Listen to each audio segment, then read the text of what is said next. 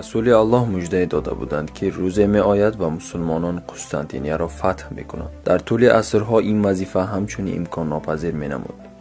همچون نیم جزیره شهری مذکور از طرف خشکی با دیوارهای عظیم جسته و به طوری خوب استوار گردانیده شده بود.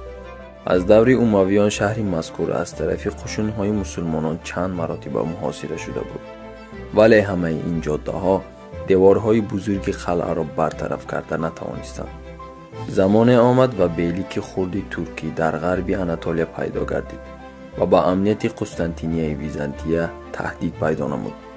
هنگام به سر حاکمیت آمدن سلطان محمد دو سال 1451 میلادی، عثمانی ها چنین وسیع گسترش یافتند که آنها در قلمروی اروپا و آسیا قسطنطنیه را احاطه نموده حدودهای خود را اداره می‌کردند. سلطان محمد از زمان به تخت حاکمیت نشستن در نزد خود وظیفه گذاشت که بالاخره شهر افسانوی را فتح می‌نماید. سلطان محمد دو به خاطر رسول الله قلعه ساخته بود و به نگاه از بالا عیان می‌گشت که با عربی نامی محمد گذاشته شده است. سنه 1 اپریل سال 1453 سلطان محمد با قشون عثمانی ها عبارت از 100,000 لشکر به نزدیکی دیوارهای قسطنطنیه آمد. دیوارهای قسطنطنیه در تاریخ خود یگان مراتب مغلوبیت را ندیده بودند و محاصره ها همه وقت با نابرابری به اتمام می رسید.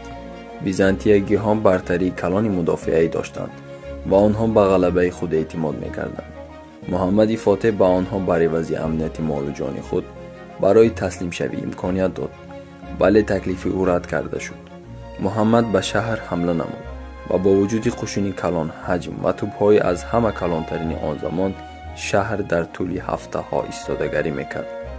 سنه 22 اپریل محمد فاتح فرمود که کشتی‌های عثمانیان از بالای خشکی گذرانیده شود تا اینکه تا زنجیرهای خلیج شاه طلایی را که از کشتی‌های حمایه میکرد گرد آورده شود. سنه 28 می محمد از حمله کردن باز ایستاد و با قشون خود برای به الله دعا نموده غلبه پرسیدن 1 روز مهلت گذاشت.